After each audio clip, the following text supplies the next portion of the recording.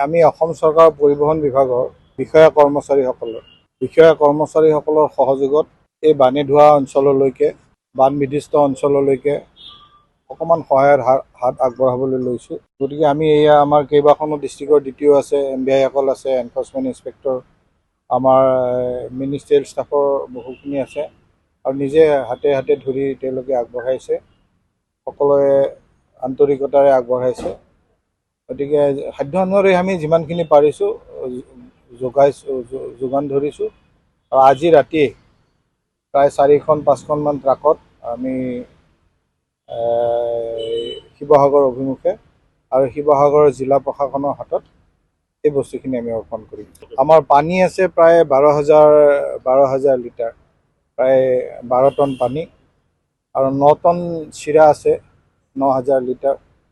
আমি মেগী দিছোঁ প্ৰায় 9,000 পেকেট, বিস্কিট আছে প্ৰায় 300ৰ ওপৰত কাৰ্টুন, 15,000ৰ ওপৰত পেকেট আছে আৰু যথেষ্টখিনি আছে। ডিটাৰজেণ্ট আছে, আমি চাবোন, গা ধোৱা চাবোন দিছোঁ, কাপোৰ ধোৱা চাৰ্ফ দিছোঁ, স্কুল ফেনাইল দিয়া হৈছে, ব্লিচিং পাউডাৰ দিয়া হৈছে। ব্লিচিং পাউডাৰ 5 টনমান ব্লিচিং পাউডাৰ আছে, প্ৰায় 500ৰ ওচৰত স্কুল বাছ, লগতে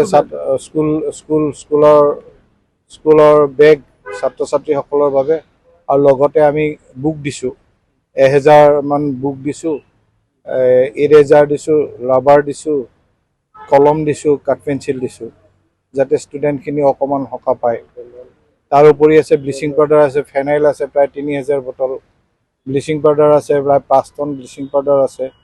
বেবী ফুড দিছোঁ আমি, এই চেৰেলেক হুইট আমি প্ৰায় 500 পেকেট আমি বজাৰত নাপালোৱেই। তাৰোপৰি মেগী দিয়া আছে প্ৰায় 12,000 পেকেট। এই সকলোখিনি আমি,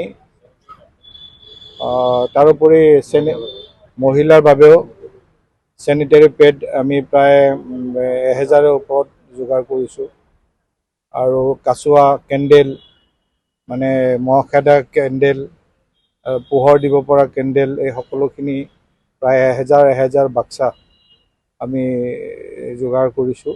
গতিকে 4খনমান ট্ৰাকত 4-5খনমান এতিয়া বোজাই হৈ আছে, যাব। আমি আশা ৰাখিছোঁ অকণমান কিবা সহায়ৰ হাত হ'ব।